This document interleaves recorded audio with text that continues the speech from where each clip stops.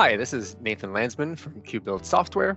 I am the product manager here at QBuild, and I'm going to be showing you and talking about our NestLink integration today, which is our bidirectional integration between Epicor and ProNest. So the NestLink product itself is a background application. It doesn't have a very extensive user interface, but it is meant to sit in the background and share information pertinent to the nesting process bidirectionally between Epicor and the ProNest nesting software. We can see at the top of the screen here that NestLink is grabbing Epicor information from the job and the receipt trackers in Epicor to push newly received sheets, to push job information, to push part information, material information, and DXF files directly into ProNest. The idea behind this integration point is to communicate to ProNest inventory or new inventory that I am receiving in my Epicor ERP, and communicating to ProNest that we have new plate that we can use for nesting and for cutting, and also to communicate to ProNest all of the jobs and production requirements that have been scheduled and released out of the Epicor system, and letting ProNest know these are the parts that we need to cut, these are when they are due, these are how many of them we need to cut, and these are the shapes that we need to cut out of our material. The benefit of using NestLink for this is to cut down drastically on the amount of manual data entry and communication that needs to happen between Epicor and ProNest outside of a typical integration.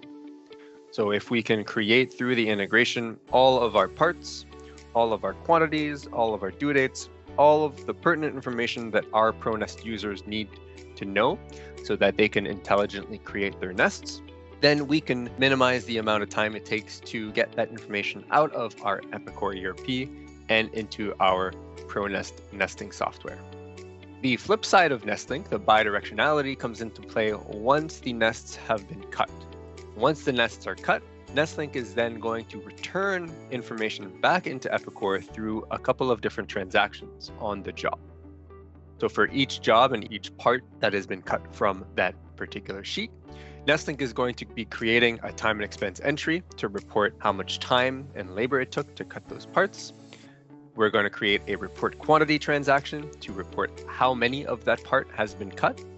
And we are going to create an issue material transaction to consume inventory on all of those different jobs based off of the variable scrap and the area or weight or percentage of sheet that I am consuming for this particular nest.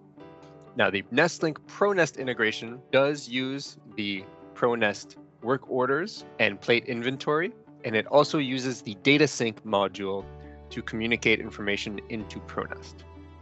Optionally, there's also the production manager module that can also be used on the ProNest side, and the production manager module would be the way to get the actual cut times per sheet reported back into Epicor, as opposed to the estimates that we would need to use without the production manager. So let's hop into our demo of NestLink. So because NestLink is a background application, the demo looks a lot at the Epicor forms that are pertinent, so the jobs and the receipts. And then it looks a lot into ProNest, and we're going to create a nest and simulate the completion of that nest through these different modules here. So let's first hop into Epicor and let's look at our receipt. So I've got a single receipt here on this purchase order for our MS100 part.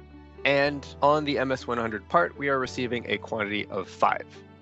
So what NestLink is doing is it's going out to Epicor and it's looking for new receipts, parts that are of a certain class, and making sure that they are in the received status.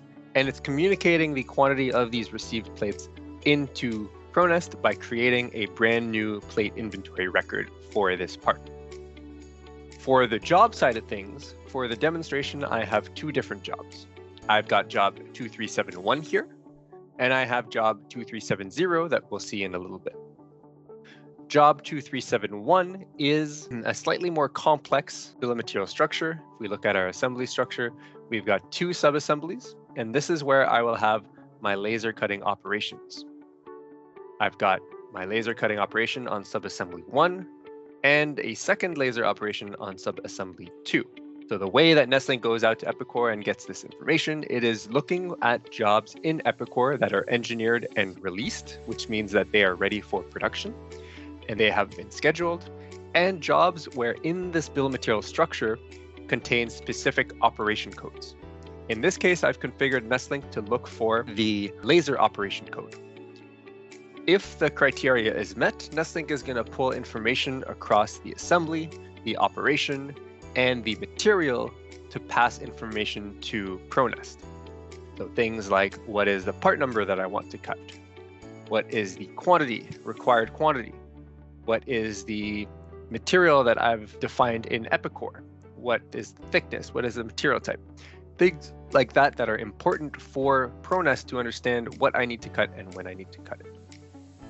Job 2370 is very, very similar, but slightly different in that it is a single assembly and material on the job here. So it is a slightly simpler structure. We don't have an indented POM structure that we're pulling details from through NestLink. And the main reason why I have these two job structures is to show that I can have different jobs and production requirements coming from different jobs in Epicor with different levels of detail within them. And with NestLink, we can aggregate all of that information into ProNest, let ProNest create its nest, and then report back material consumption and quantities based off of the different nests that are created inside of ProNest.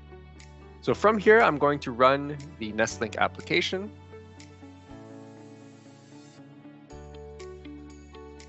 I'm going to run the sheet sync first.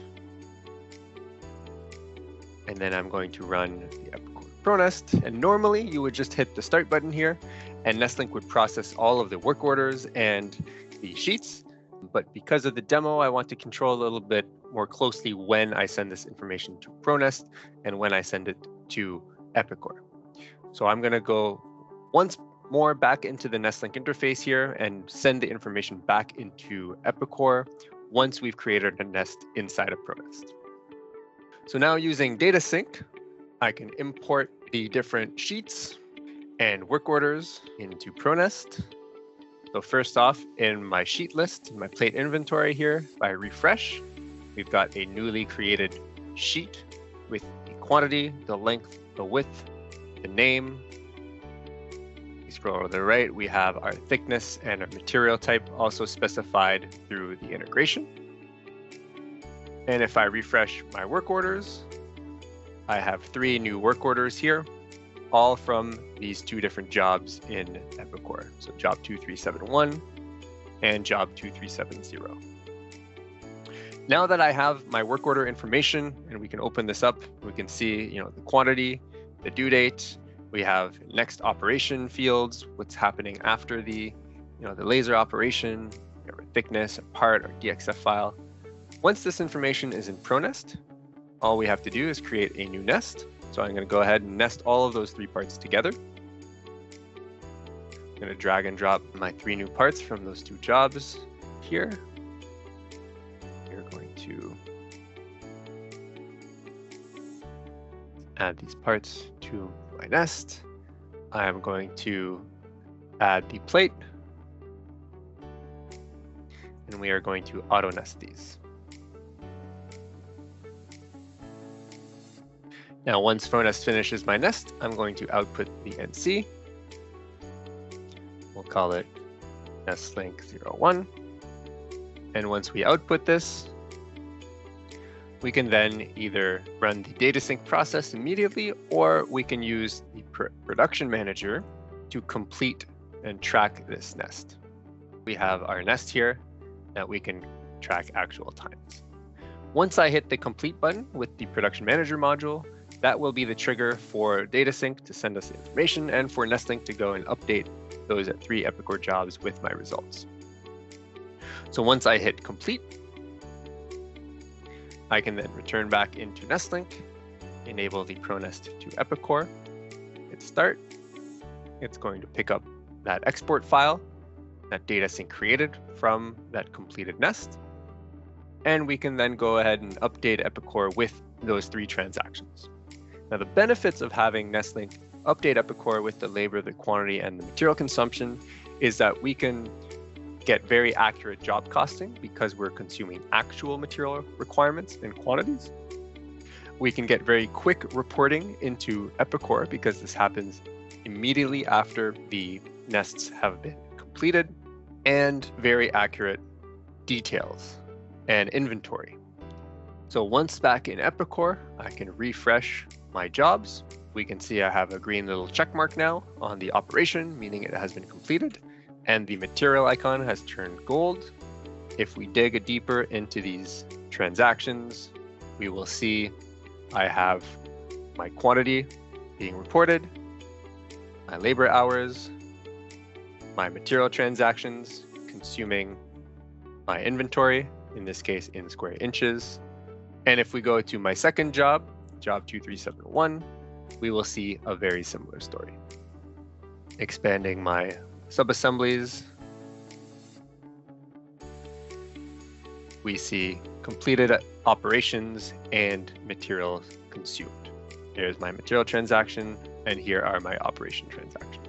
Now, if we were to sum up all of the quantities between all three transactions for my material, it would sum up to 7,200, which is a 120 by 60 plate in square inches.